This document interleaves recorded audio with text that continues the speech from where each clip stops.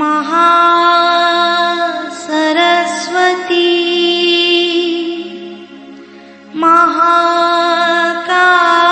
महाकाली त्रिगुणात्मिका कुंडलिनी साक्षात् श्री आदिशक्ति माताजी श्री निर्मला देवी नमो नमः। ॐ त्वमेव साक्षात् श्री कल्की साक्षात् श्री आदिशक्ति माताजी श्री निर्मला देवी नमो नमः। ॐ त्वमेव साक्षात् श्री कल्की साक्षात् श्री सहस्रार स्वामिनी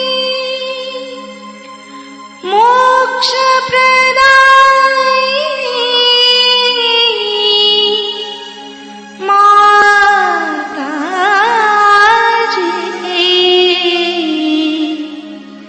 श्री निर्मला देवी नमो नमः।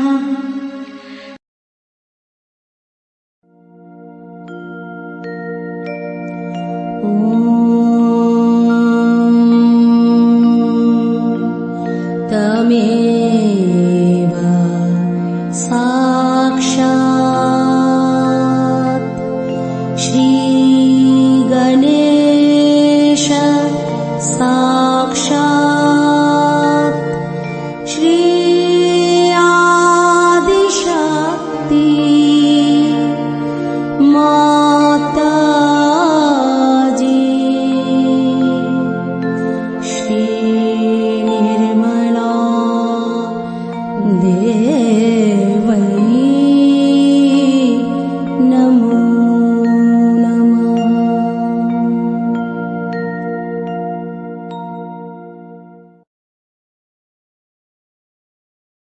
जय श्री माता जी। दोनों हाथ माँ के सामने हृदय में श्री माता जी को नमन करेंगे। पूरा चित्त बीचों बीच हृदय में परम पूजनीय श्री माता जी कृपा करके हम सभी के हृदय में आइए। श्री माता जी हम सबको क्षमा कर दीजिए, हम सभी अज्ञानी हैं। श्री माता जी की छवि को बीचों बीच हृदय में निहारते हुए श्री माता जी हमारे इस हृदय को और पावन कीजिए।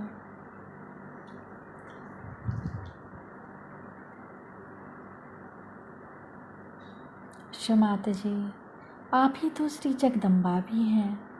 कृपा करके हमारे इस हृदय में श्री जगदम्बा स्वरूप में संपूर्ण शक्तियों के साथ अपने श्री चरण कमल लेकर आइए। माँ के श्री चरण कमलों की परिक्रमा अपने सेंटर हार्ट पे करेंगे 7 टाइम्स क्लॉकवाइज।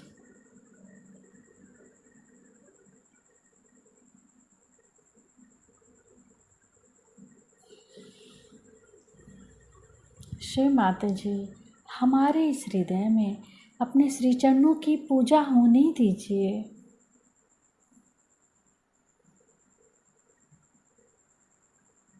धीरे धीरे अपने संपूर्ण चित्त को दोनों हाथों पे एक एक अंगुलियों पे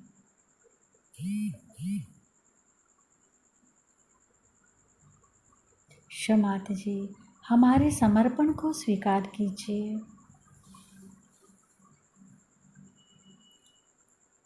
धीरे धीरे अपने संपूर्ण चित्त को राइट मूलाधार पे माता जी से प्रार्थना। श्री माता जी, आप निश्चित ही राक्षस हंत्री हैं। हमारे अंदर के समस्त राक्षसी प्रवृत्तियों को नष्ट कीजिए।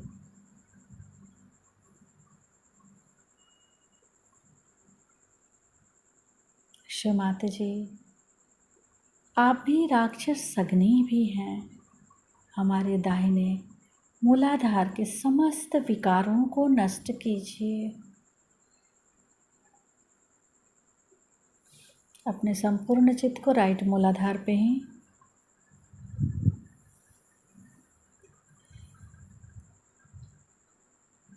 माता जी, कृपा करके हमें श्री गणेश जी के जैसा ही विवेक और बुद्धि प्रदान कीजिए।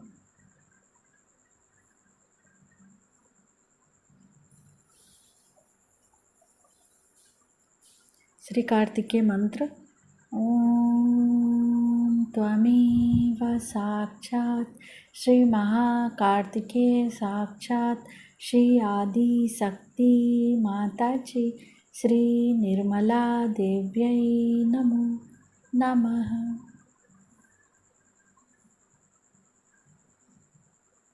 अपने संपूर्ण चित्त को दाहिने मूलाधार पे पूरी तरीके से स्थिर करेंगे।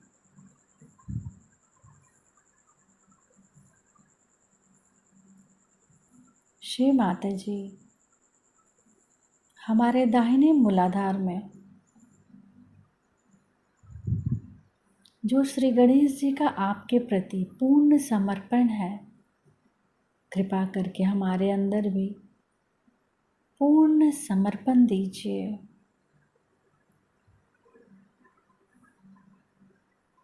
राक्षसांत्री।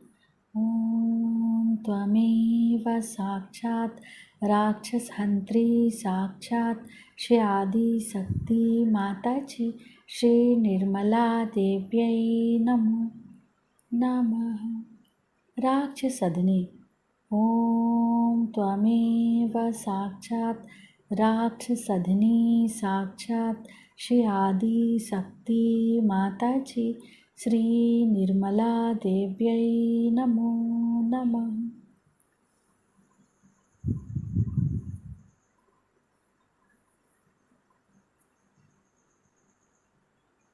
धीरे धीरे अपने संपूर्ण चित्त को दाहिने मूलाधार से उठाते हुए लेफ्ट स्वादिष्ठान।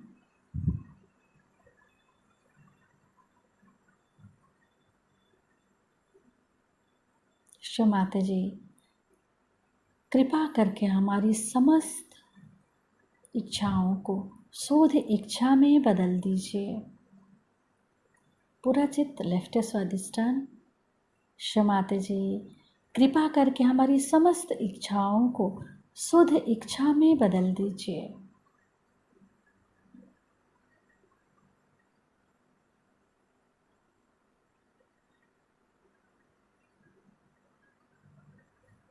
लेफ्ट स्वादिष्ठान से लेफ्ट नाभि, लेफ्ट हृदय, लेफ्ट विशुद्धि, इसी तरीके से फिर से नीचे आएंगे। लेफ्ट विशुद्धि से लेफ्ट हार्ट, लेफ्ट नाभि, लेफ्ट स्वादिष्ठान। श्री महाकाली भैरव मंत्र नीचे से ऊपर जाते हुए ओम त्वमेव साक्षात् श्री महाकाली भैरव साक्षात् श्री आदि शक्ति माता जी श्री निर्मला देव्यै नमो नमः। धीरे धीरे अपने संपूर्ण चित्त को सिर के तालु भाग पर माँ की अमृतवाणी सुनेंगे। श्री दत्त जयंती है। आज का दिन बहुत बड़ा, उन्हीं के आशीर्वाद से मैं सोचती हूँ यह आज का दिन आया हुआ है जो आप लोगों में सहज योग पल्लवित हुआ। सारे गुरुओं के गुरु आदि गुरु श्री दत्त महाराज, उनका आज महान दिवस। उनको मैं नमस्कार करती हूँ, वे भी मेरे ही गुरु। उन्होंने मुझे अनेक जन्मों में सहज योग पर बहुत कुछ सिखाया है और उसी के फलस्वरूप इस जन्म में भी मैं कुछ कार्य कर सक रही हूँ। गुरु ब्रह्मा गुरु विष्णु गुरु देवो महेश्वरा, गुरु साक्षात परब्रह्म तस्मै श्री गुरवे नमः। आद्या शक्ति ने जब सब सृष्टि की रचना की, सारी सृष्टि रचना करने के बाद जैसे एक राजा अपना सारा राज्य फैलाता है और उसके बाद भेष बदल करके इस संसार को देखने आता है, उस तरह आदि शक्ति भी बार बार संसार में अवतरित। लेकिन चाहे शक्ति कितनी भी ऊंची हो, उसे एक मनुष्य गुरु की जरूरत है। मनुष्य का स्थान उस शक्ति से भी ऊंचा। अगर शक्ति को मानव रूप धारणा करनी है तो कभी उसे पिता के स्वरूप, कभी उसे भाई के स्वरूप, कभी उसे बेटे के स्वरूप पाकर ही वो संसार में आई। सर्वप्रथम ऐसा ही समझे कि ब्रह्मा विष्णु महेश तीन देवों से जब सारी सृष्टि की रचना की, उस वक्त इस संसार में फंसे हुए लोगों को बाहर निकालने का विचार आदि शक्ति के मन में आया कि ये तीन तत्व अगर किसी तरह से एक साथ जुट जाएं और उनमें गणेश जी की बालकता, उनकी अबोधिता, उनका इनोसेंस उतर जाए तो हो सकता है कि एक बहुत बड़ा कार्य करने वाले गुरु इनसे निर्माण हो।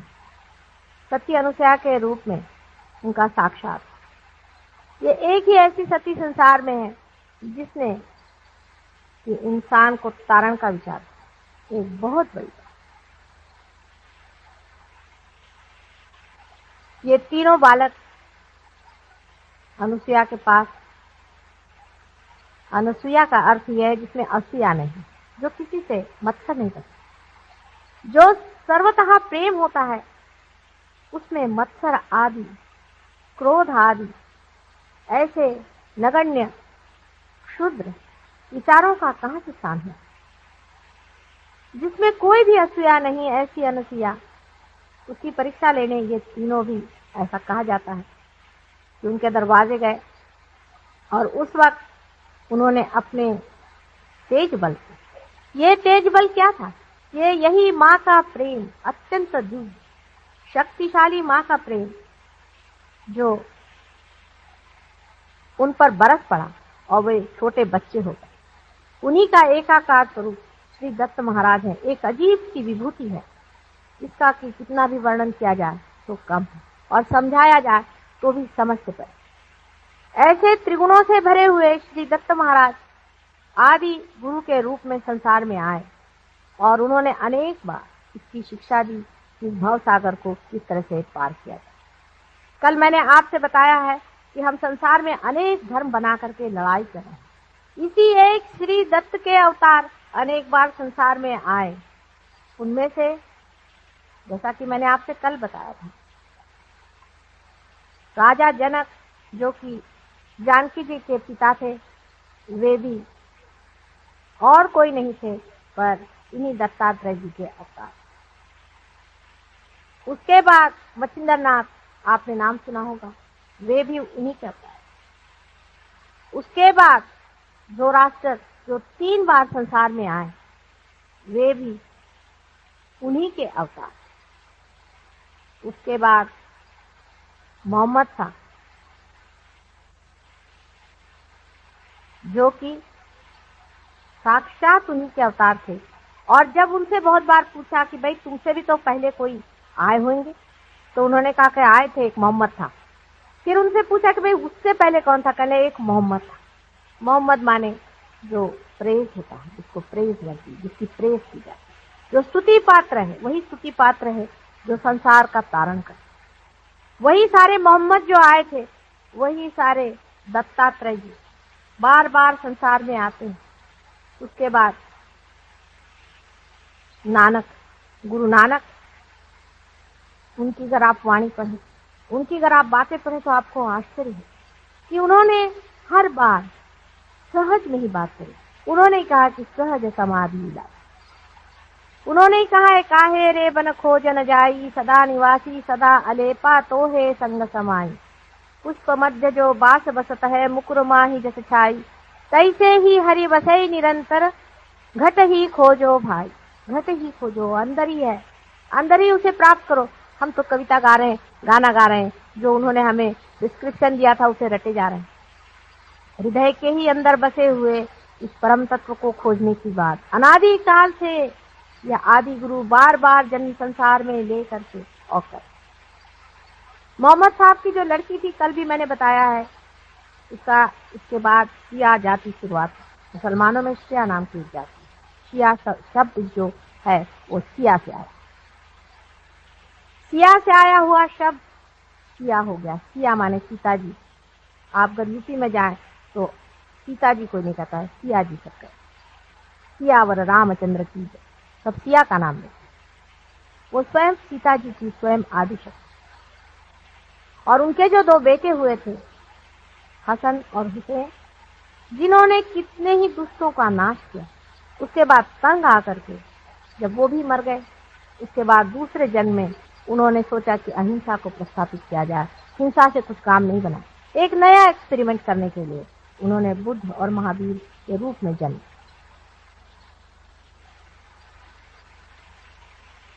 एक्सपेरिमेंट्स ही होते। नानक साहब के बाद एक 50-60 साल पहले अपने इस महाराष्ट्र देश में ही शिरडी के साईं बाबा, ये भी साक्षात दत्तात्रेय जी के ही अवतार। इसका आपको अगर प्रमाण चाहिए तो अगर आप पार हो जाएं और उसके बाद आप किसी पर भी हाथ रख के देखें तो एक ही तरह के आपको वाइब्रेशन से ही आप सबको जान सकते हैं। जैसे आपके पास आंख होना जरूरी है कि किसी की आप आकृति देखें, उसका रंग देखें, उसी तरह से आपके पास ये वाइब्रेशन आने की जरूरत है जिससे आप संसार के सब गुरुओं को जान सके और जान सके कि कौन सच्चा गुरु है और कौन झूठा, कौन उस आदि गुरु दत्तात्रेय जी के अवतार साक्षात है। कहने को तो आजकल हजारों गुरु संसार में आ गए, किसी के कहने से कोई गुरु नहीं और किसी को मान भी लेने से वो गुरु नहीं। गुरु शब्द ही का अर्थ बहुत ही बड़ा, इसको समझ लेना चाहिए। आज इसी पर मैं आपसे बातचीत करना चाहती हूँ कि गुरु कौन और कौन गुरु नहीं। गुरु शब्द का अर्थ ही यह है कि जो हमसे बड़ा, जो हमसे ऊंचाई पे बैठा हुआ है। जैसे ऊंचाई पे बैठा हुआ पानी अकस्मात नीचे उतर आता, वो अपनी सतह को ढूंढने के लिए, अपनी सतह पे सबको लाने के लिए हमेशा लालायित है। आप पानी को किसी ऊंचाई पे रख दीजिए, वो चाहेगा कि उसी ऊंचाई पे सबको। यही गुरु का अर्थ। ऐसा जो नहीं तो गुरु होने हमसे ऊंचा वो हर मामले में होना, एक ही मामले में नहीं।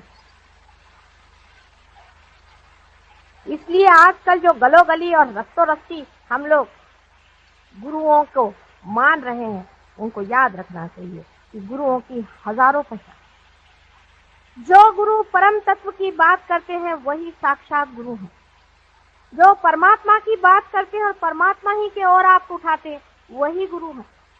जो लोग आपसे रुपया पैसा लेते वो गुरु है। जो अपनी वाणी का रुपया लेते हैं वो गुरु कभी भी नहीं हो सकते, क्योंकि ये वाणी परमात्मा से आई हुई बहुमूल्य चीज है, जिसकी कोई भी कीमत आप नहीं दे सकते हैं। जिस दिन आप इसकी कीमत दे सकें, ये परमात्मा की चीज नहीं है। आप परमात्मा को बाजार में जाके खरीद नहीं सकते। याद रखिए, आज हम लोग इस तरह के हजारों लोगों के सामने खड़े हैं जो परमात्मा के नाम पर पैसा कमा। इससे बढ़ के अधमता और नीचता संसार में कुछ भी नहीं। परमात्मा के पांव के ठोकर के बराबर भी संसार का कोई सा भी सामान, कोई सी भी वस्तु, कोई सी भी चीज अगर हो तो उसे हम मान सकते हैं कि हम परमात्मा को दे। जैसे अभी हमारे घर पे कोई साहब आए थे, बड़े भारी महान गुरु अपने को बना करके, और मुझसे कहने लगे कि माता जी आपके तो घर में सब चीजें हैं और आप तो बिल्कुल साधारण गृहिणी जैसे रह रही हैं, तो आप कैसे परमात्मा की बात करें? मैंने तो ये त्यागा, मैंने तो वो त्यागा, मैंने तो ये छोड़ा। मैंने उनसे कहा कि वाकई अगर तुम त्यागना जानते हो तो तुम ये भी जान लो कि इसमें से जो भी चीज तुम सोचो कि मेरे प्रभु के चरणों के धूल के बराबर भी, उसके कणों के भी बराबर है, तुम उठा के लो, लेकिन तौलना बराबर। इधर उधर देखा उन्होंने, ये वो देखा, इसके बाद तो सच पका गया। मैंने कहा क्यों, कोई चीज नहीं मिली? नहीं, इसके बराबर तो कोई नहीं है। फिर मैंने कहा उनसे कि तुमने छोड़ा ही क्या बेटे? तुमने क्या छोड़ा जिसका झंडा सुबह शाम घुमा करके और काशाय वस्त्र पहन करके और ये सर में बाल मुड़ा करके और दुनिया भर में चिल्लाते फिर रहे हो? क्या छोड़ा तुमने? यही पत्थर, ये मिट्टी। असल में सहयोग इसीलिए घर गृहस्थी में बैठे हुए साधारण लोगों में ही पड़ा। जो अपने झंडे गाड़ते हैं उनमें कभी भी सहयोग नहीं आता। जो लोग सहज सरल भाव से रहते हैं, परमात्मा के दिए हुए ऐश्वर्य में, उसके आनंद और सुख में सहज से प्रेम पूर्वक रहते हैं, ऐसे ही लोग, ऐसे ही मध्य स्थिति के लोग परमात्मा को पाते। गुरु का मतलब अब आपको समझना चाहिए कि जो लोग काशाय वस्त्र पहन करके पैसा इकट्ठा करते हैं वो लोग कभी भी गुरु नहीं हैं। जिनके पास टूटी हुई साइकिलें थी और आज इम्फाला में घूम रहे हैं वो कभी भी गुरु नहीं हो सकते। जो आदमी परमात्मा को पाया हुआ है वो चाहे जमीन पे सो जाए और चाहे वो महलों में सो जाए, आराम से। इसके लिए जनक राजा का मैं आपको एक उदाहरण, जनक राजा के पास में नचिकेता करके एक बड़ा भारी आर्क गया था। पहले तो वो शंका से व्याकुल था। उसने अपने गुरु से कहा कि ये एक गृहस्थ में है, ये राजा है, इसके यहाँ तुम क्यों जाते हो? इसके आगे तुम क्यों झुकते हो? इसके चरण क्यों छूते हो? ये तो गृहस्थी आदमी है। तो उन्होंने उनको कहा कि अच्छा तुम राजा जनक के यहाँ जाओ और उनके यहाँ, आप जानते हैं कि उनको विदेही कहा जाता है, देहाती। नचिकेता जब उनके साथ जाके रहा, उसने देखा कि इनका इतना ऐश्वर्य है, इतना पैसा है, लोग बाग खाना पीना खा रहे हैं, आराम से रह रहे हैं, राजा सब खाना खाते हैं, घूमते हैं, फिरते हैं, बाल बच्चे हैं, ये आदमी कैसे हो सकता है परमात्मा को जाने? दूसरे दिन उसने कहा कि मैं तो जा रहा हूँ, अभी इसी वक्त मैं चला जा रहा हूँ, मुझे यहाँ रहने का नहीं। उसका अच्छा चलो पहले नहाने तो चलो, नदी पे नहाने जाए। उनको अपने साथ सज्जू नदी पर नहाने ले गए। नदी में नहाते वक्त एकदम से किसी ने आके बताया कि हे राजा तेरे तो घर में आग लगी, रजवाड़े में सारी आग लगी हुई। राजा जनक ने कहा कि लगने दो, अभी तो मैं ध्यान में हूँ। हंस के कहा, जरा घबराए। उसके बाद लोगों ने कहा कि सब तुम्हारे घर वाले भाग गए, आग तुम्हारी तरफ आ रही। तो उन्होंने कहा जाने दो, अभी तो मैं ध्यान में। उसके बाद उन्होंने कहा कि अरे भाई आग यहाँ तक आ गई, तुम्हारे जो बाहर आभूषण और वस्त्र पड़ेंगे ये भी चले जाएंगे, वहां जो रक्षक थे वो भी भाग गए। तो ये नचिकेत जो अंदर नहा रहे थे उनके एक दो जो कपड़े बाहर पड़े हुए, वो उन्होंने सोचा अगर ये जल जाए तो मेरा क्या हाल होगा, तो भागे बाहर। उन्होंने अपने कपड़े पकड़, तो भी ये ध्यान में मत। जब ये लौट के आए उसको बड़ा आश्चर्य, तो उसने उनसे पूछा कि राजा आपको कोई चिंता नहीं है कि आपके कपड़े आदि सब कुछ जल जाते और फिर आप क्या ऐसे ही घूम? तब उन्होंने कहा जो मिथ्या है वो मिटने ही वाला, तो कोई बचाने की जरूरत नहीं, जब तक है रहने दीजिए और नहीं है तो जाने। यही बात है। जो गुरु मिथ्या को मिथ्या नहीं समझते हैं उनके पास आप क्या ढूंढने जा रहे हैं? हमारे ससुराल में एक किस्सा है कि एक बार ऐसा हुआ कि कोई बाराती आए और बारातियों ने कहा कि हमारे लिए कुछ आप ऐसी व्यवस्था करें कि हम दही बड़ा खाएं। बारातियों के जरा नखरे होते हैं और जाड़े के दिनों में लोगों ने कहा कि भाई इस वक्त दही बड़ा बनाना बहुत मुश्किल है, क्योंकि जाड़े में दही बड़ा शाम के वक्त बनाया नहीं जाता। कब बस हम तो दही बड़ा खाएंगे, अब इसी वक्त लाइए आप दही बड़ा। तो एक बाबा जी वहां रहते थे, उनका पता चला उन्होंने बाबा जी बुलाया कि भाई आप किसी तरह से इंतजाम करो। तो कहा भाई मैं मंगा तो दूंगा लेकिन उसके बाद मैं रहने वाला नहीं। अच्छा ठीक है मंगा दीजिए। उन्होंने एक खिड़की बंद कर ली, दूसरी खिड़की बंद कर ली, दरवाजा बंद कर लिया और उसके बाद कहा कि देखो आगे आपका दही बड़ा खाई। वहां सब दही बड़े आ गए, लोगों ने दही बड़ा खाना शुरू कर दिया, बड़े खुश हुए। बाबा जी भाग, रातों रात बाबा जी जान बचाकर भाग। लोगों को समझ नहीं आया कि बाबा जी क्यों भागे। दूसरे दिन सवेरे वहां मांग लोग होते हैं, एक शूद्र जाति होती है जो आती है और खाना वाना सब बटोर कर ले जाए।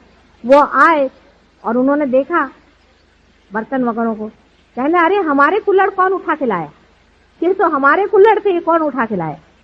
वो जो विवाह था संपन्न तो हुआ था, इससे लड़की विदा हो गई, नहीं तो कोई लड़की को भी विदा नहीं कर। वजह ये थी कि सब लोग बहुत नाराज हो गए, कहने लगे कि ये कौन लेकर के आए।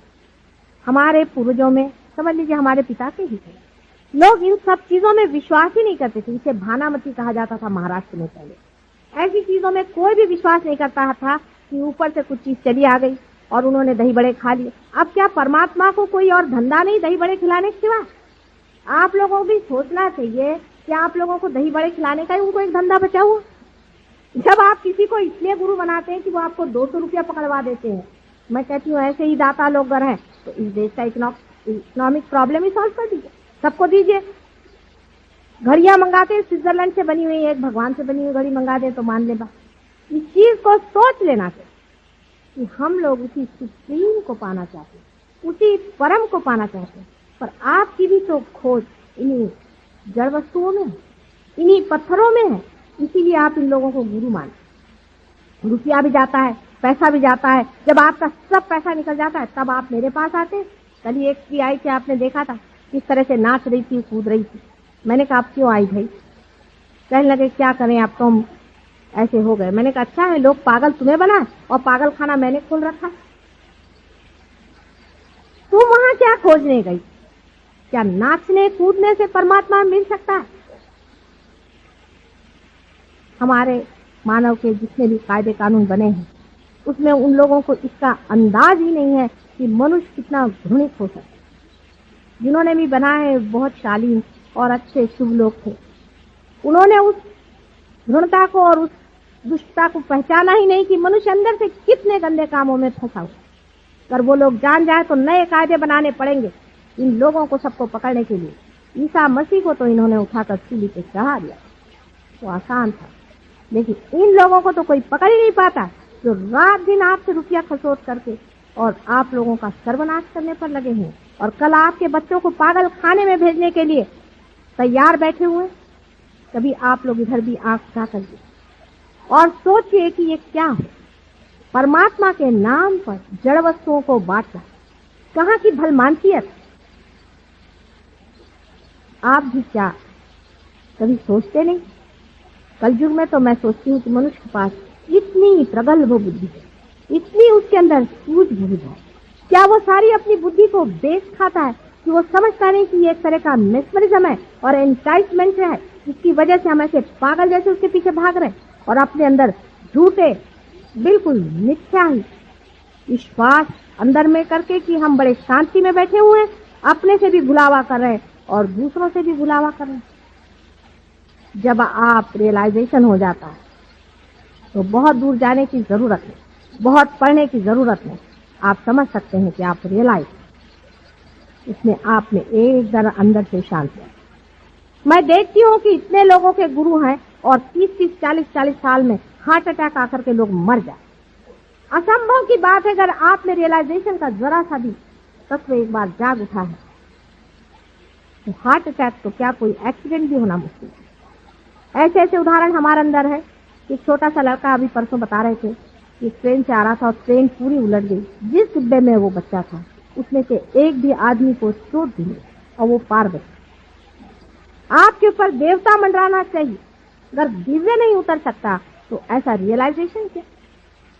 अब हमारे ही लोग आप जानते हैं कितने ही पार हुए हैं, कैंसर तक की करते। कोई विशेष बात नहीं, कोई विशेष हमारे ख्याल से बात नहीं। सिर्फ यही है कि इनको इसमें इंटरेस्ट नहीं है किसी को क्योर करने में, उनको रियलाइजेशन में ही इंटरेस्ट है, क्योंकि जो आनंद आपने पाया है वही आप चाहते कि सब पाए। सहज नहीं है। अगर आपके पास रुपया पैसा है तो आप चाहते हैं कि रुपया पैसा खर्च करें, लोगों को खिला पिला। ऐसे ही रियलाइज सोल भी चाहेगा मन में कि दूसरों की भी जागृति करे और पार करे और कर सकते। अगर आपके अंदर लाइट आई है उसके लिए कसम लेने की कोई जरूरत नहीं। कस्तूरी का अगर सुगंध आ रहा है तो उसके लिए कोई आपको कसम लेकर कहने की जरूरत नहीं कि यहाँ पे कस्तूरी का सुगंध। लेकिन कस्तूरी की खोज है किस, ये पहले अंदर सोच लीजिए, नहीं तो ऐसे चक्करों में घूमने की कोई जरूरत नहीं। एक साइड में तो हमारे ये लोग हैं जो कि हमारे सबकॉन्शियस से खेल, हमारे जड़ चेतन से, हमारे पास से खेल रहे। मैं ऐसे भी लोगों को जानती हूँ। इस खोज में मैंने बहुत गुरु घंटालों को देखा और सबके मैं हथकंडे जानती हूँ कि ये क्या क्या दशा करते हैं और किस तरह से जन्म जन्मांतर के लिए आपकी कुंडलिनियों का सत्यानाश कर। मैं बहुत से ऐसे लोगों को जानती हूँ जो आपके पिछले जन्म की बातें बताते, उसी से आप अभिभूत हो जाते। किसी ने कह दिया मैं तुम्हारा पति था। एक थी मेरे पास आई कहने, माता जी मैंने उनको अपना सर्वस्व दे दिया। मैंने कहा क्यों लिया तुमने? कहने मेरे से कह रहे थे कि मैं तुम्हारा पति। मैंने कहा तुम्हारा पति? बड़ी पातिव्रत्य है तुम्हें। अगर ऐसा ही पातिव्रत्य है तो जो मर गया पति उसके लिए तो तुम इतनी मरी जा रहे हो, और जो तुम्हारा पति आज जीवित है उसका क्या हाल है? उसके प्रति कोई पातिव्रत्य नहीं। और ये जो एक पैसा खाओ वहां बैठा हुआ है उसको तुमने सारे जेवर दे दिए क्योंकि उससे तुमसे कहा कि वो तुम्हारा पति। फिर कोई कह रहे थे कि ये साहब हमसे कह रहे थे कि हम भगवान के अवतार, हम परमेश्वर।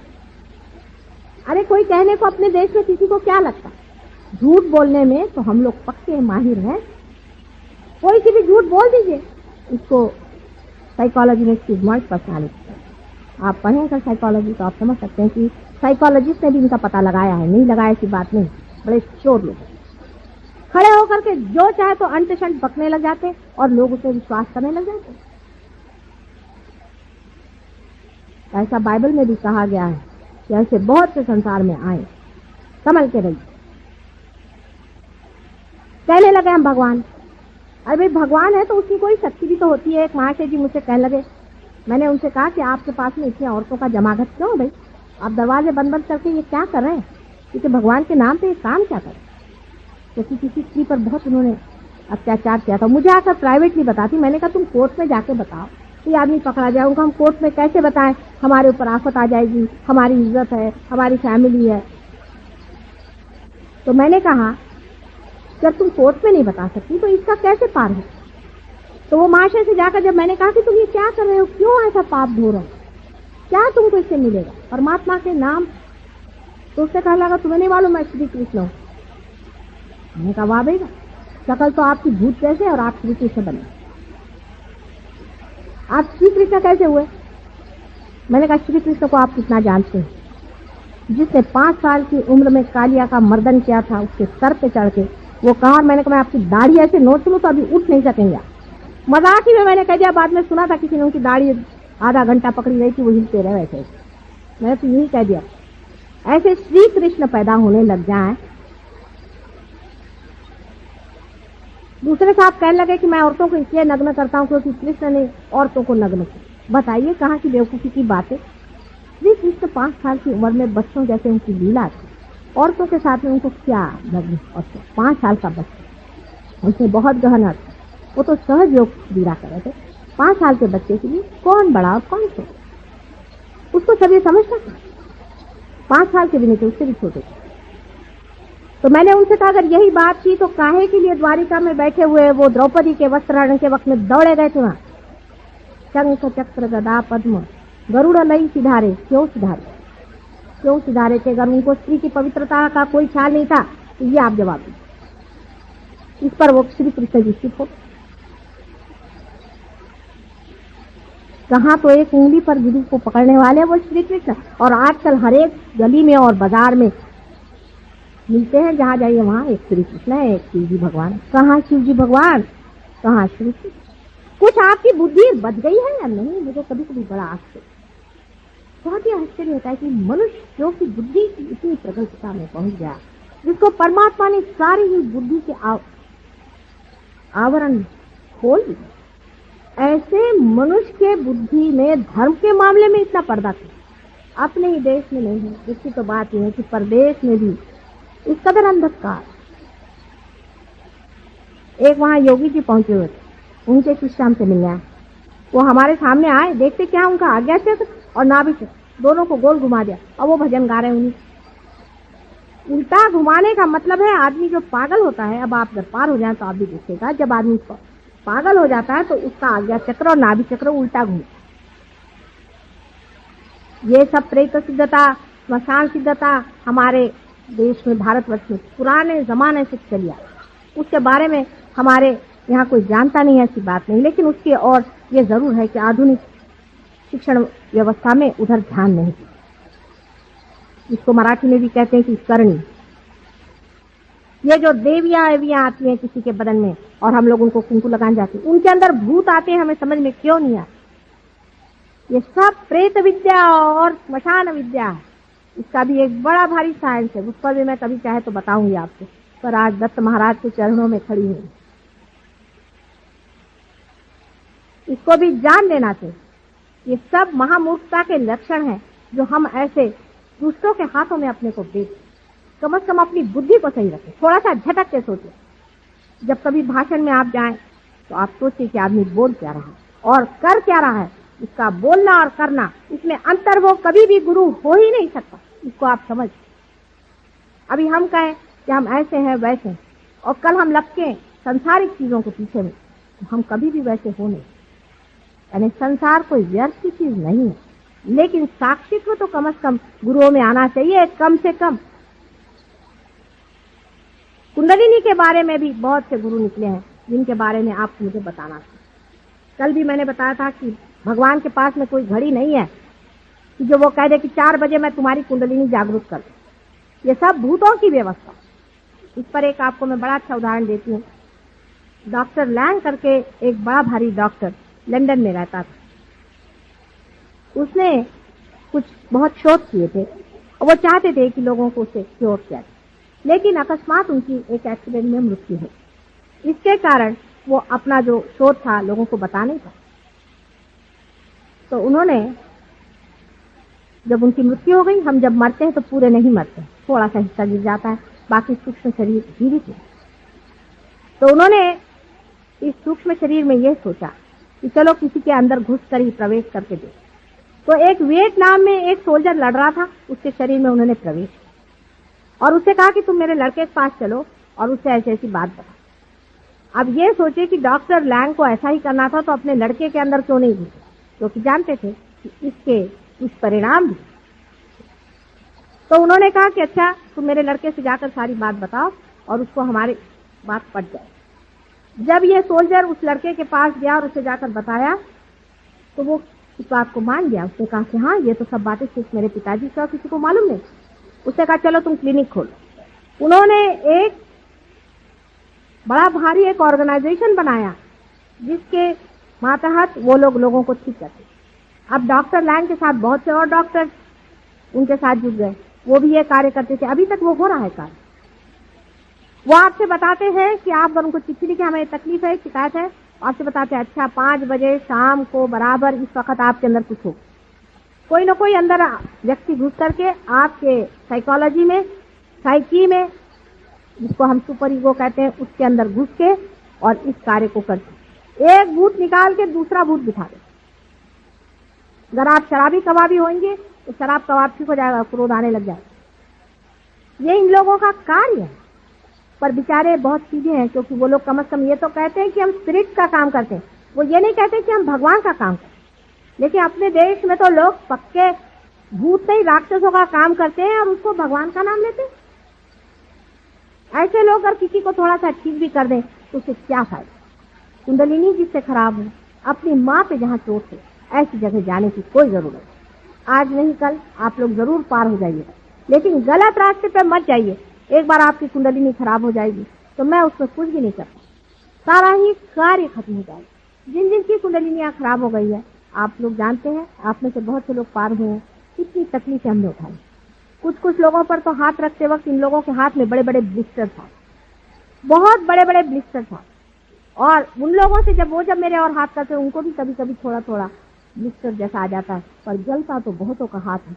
मेरे पास तो एकदम ठंडी ठंडी हवा चल रही, लेकिन उनके हाथ जल रहे हैं, क्योंकि मैं चाह रही हूँ उनकी सत्ता को स्थापना दूं, और उनके अंदर तो कुछ और ही सत्ता बैठी है। ऐसे गुरुओं से बच के रहिए, क्योंकि कायदा इसे रोक नहीं, किसी तरह से भी इसकी रोकथाम नहीं। सिर्फ अपनी बुद्धि से सोचिए, अपने बुद्धि से सोचिए कि सच्चा गुरु कौन है, वही जो आपको परम।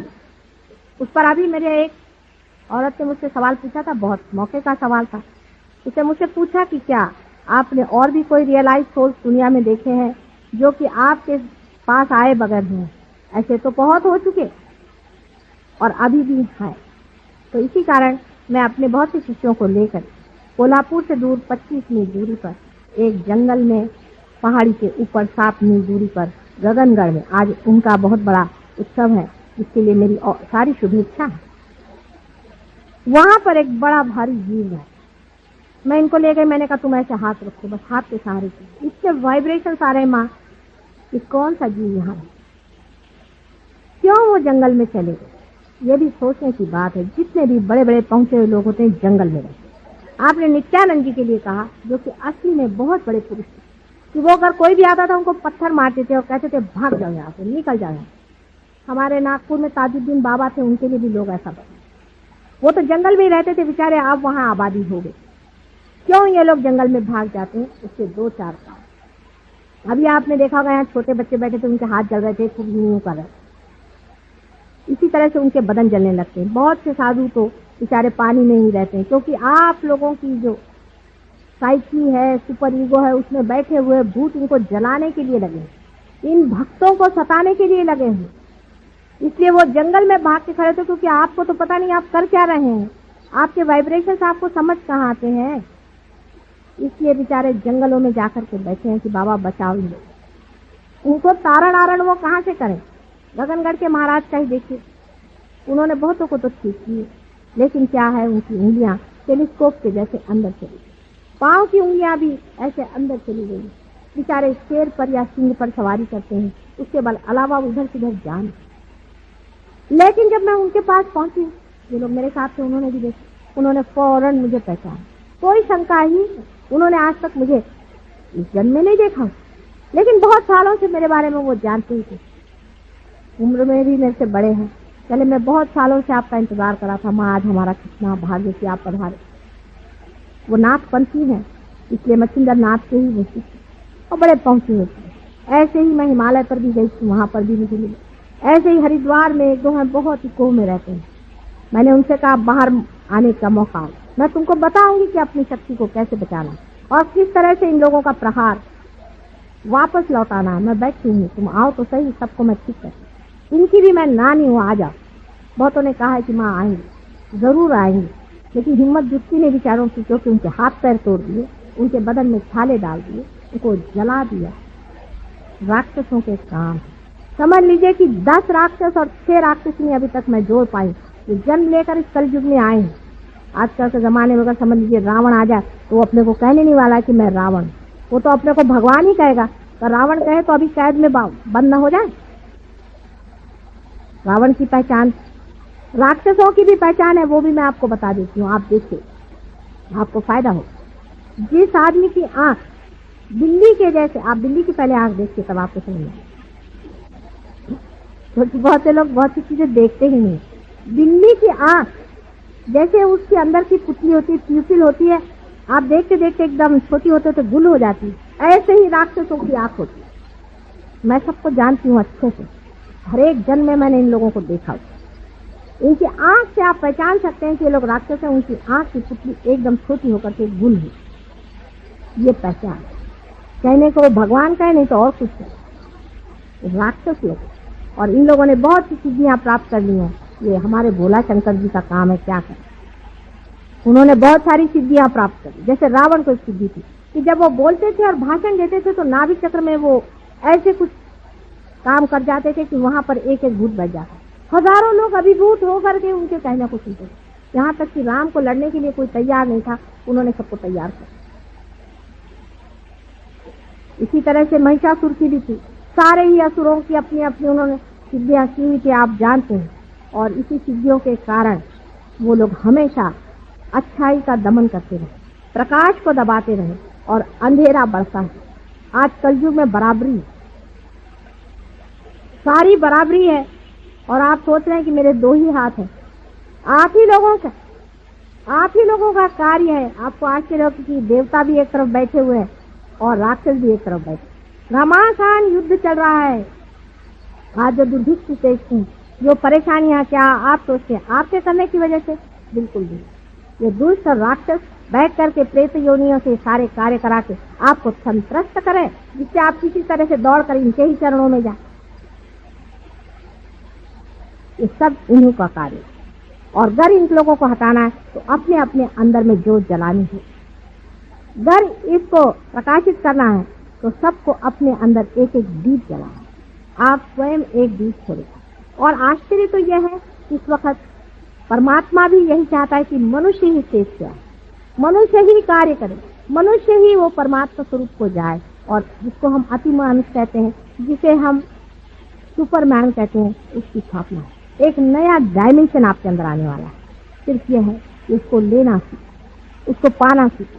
बुद्धि के कसौटी पर इसे अभी उतारा नहीं जा सकता, क्योंकि अगर बुद्धि से आप समझना चाहें तो आपको सिर्फ मेरा हाथ ही दिखाई दे रहा है। इसके अंदर से बहने वाले अव्यक्त धाराएं नहीं दिखाई दे। जो लोग बहुत बड़े पंडित हैं वो लोग चाहें तो कबीरदास को पढ़ें, नानक जी को पढ़ें, हो सके तो आदि शंकराचार्य को पढ़ें, वो तो सबसे बढ़िया है। आदि शंकराचार्य को अगर पढ़ें तो आप समझ सकते हैं मैं किस चैतन्य लहरियों की बातें कर रहे हैं। कुंडलिनी पर अभी तक मुझे कोई भी ऐसा दिखाई नहीं दिया जिसने व्यवस्थित रूप से कुछ कहा या समझा ही। थोड़ा थोड़ा ज्ञान हो जाने से ही कभी कभी बड़ा भारी भयंकर अनर्थ होता। ऐसा ही अनर्थ कुंडलिनी के बारे में भी आज तक होता रहा ही हो। नहीं तो इस तरह की विचित्र बातें न जाने किस समझ से इन लोगों ने लिखी है। लेकिन तो भी मनुष्य की दृष्टा स्थिति इतनी ऊंची है जैसे देवी भागवत आप पढ़ें, मार्कंडेय स्वामी की सप्तशती आप पढ़ें, आपको आश्चर्य होगा कि कितनी गहराई से, कितनी छोटे छोटे डिटेल्स में उन्होंने इस चीज को जाना। असल में जब तक आपका रियलाइजेशन नहीं होता तब तक सभी कुछ करना व्यर्थ है। कृष्ण ने भी यही कहा था कि पहले उसको अंदर ही पालो, लेकिन समझने वाले ने समझा नहीं। वो पहले अंदर पालो, फिर कहते बाहर तुम लड़ने जाओ। उनका मतलब था तुम साक्षी हो जाओ। साक्षी होने के बाद तुमसे हो रहा है अकर्म, चला जा रहा है, आप कुछ करते ही नहीं। वो ईगो ही खत्म हो गया, वो सुपर ईगो ही खत्म हो गया जो करता है। करने ही वाला टूट जाएगा। ये वो कह रहे थे, लेकिन जब माना नहीं तो वो तो डिप्लोमैट थे, राजकारणी थे। कृष्ण की भी अपनी एक तरह के गुरुत्व है। उनका गुरुत्व बड़ा मजेदार है, बड़े भारी राजकारणी थे। इसको मैं कहती थी एब्सोल्यूट प्योर पॉलिटिशियन। ऐसा बड़ा पॉलिटिशियन था वो, और वो सबको जानता था कि इन महामूर्खों को ठीक करने का यही तरीका। जिस वक्त में कि एक बच्चा है, वो अपने घोड़े को गाड़ी के पीछे बांध करके हाँक रहा है, तो बाप आकर के कहता है चलने दो घोड़ा, ऐसे ही चलने दो, हाँकते रहो पहुंच जाओ। फिर बच्चा जब हार कर सोचता है घोड़ा तो चल ही नहीं रहा, तब उसको फिर समझ में आता है कि घोड़े को आगे करना चाहिए और तब हार। इसीलिए उन्होंने कहा कि अच्छा तुम कर्म योग करो। अब देखिए उसमें डिप्लोमेसी कृष्ण की दी। कृष्ण के जैसा भी गुरु मिलना बड़ा कठिन। ऐसा गुरु है कि उसके लिए बहुत ही बुद्धि की तीक्ष्णता और प्रखरता चाहिए। आज तक आपको किसी ने बात नहीं बताई होगी जो मैं आज बताऊंगी, आप सुन ली। उन्होंने कहा कि अच्छा तुम कर्म करो, लेकिन जो कर्म का जो फल है परमात्मा पे ये हो ही नहीं सकता। बिल्कुल एब्सर्ड कंडीशन। जब आप किसी चीज को कर रहे हैं और जान रहे हैं कर रहे हैं, आप उसको किसी और पे कैसे छोड़ सकते?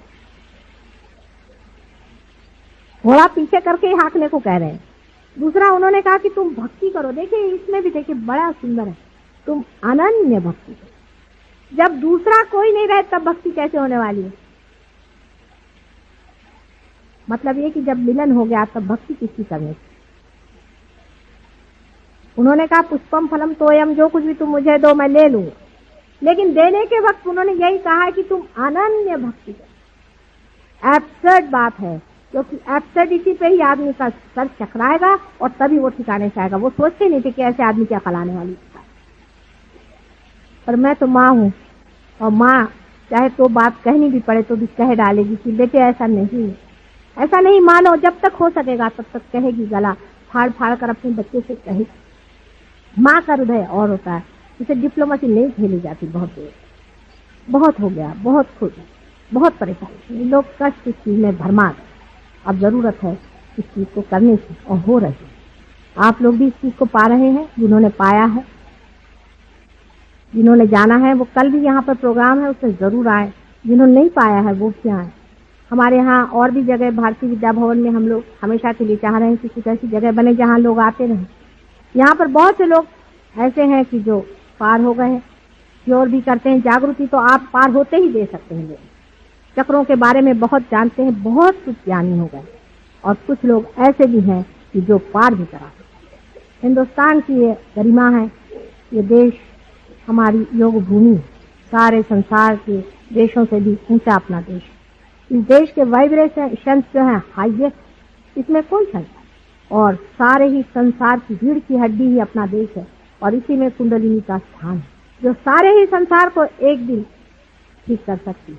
पर अभी तो सारे ही चक्र हमारे पकड़े। कुंडलिनी की गति ही मुश्किल हो रही है।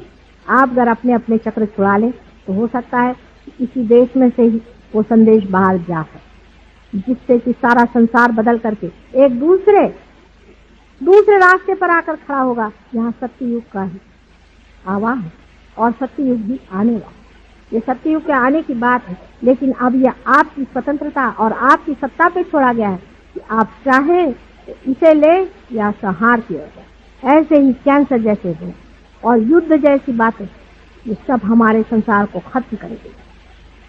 अगर आप लोग चाहें तो इसे ले सकते हैं और संसार को उजियारा में डाल सकते हैं, और नहीं तो अंधकार आकर के परमात्मा चाहे हजारों सृष्टियां बना सकता है। एक एक्सपेरिमेंट फेल हो गया, ऐसा ही हो सकेगा। अब यह आखिरी ही कूदना है, इसे देखना है कितने लोग अपने को लगाते हैं। बहुत बहुत आप सबका धन्यवाद। 3 दिन का सेमिनार बहुत प्रेम पूर्वक हुआ, और बहुत लोगों ने इस प्रेम को स्वीकार किया। इसलिए एक माँ के नाते मैं आप सबका बहुत बहुत धन्यवाद मानती हूँ। वैसे ही हमारे बहुत से बच्चों ने बड़ी रात दिन मेहनत करके और औरों को तारण करने के लिए इतनी मेहनत की है, और इसी तरह से करते रहे। ऐसे ही उनको आशीर्वाद देकर, आप सबको मेरे प्रेम का आशीर्वाद देकर मैं आपसे विदा।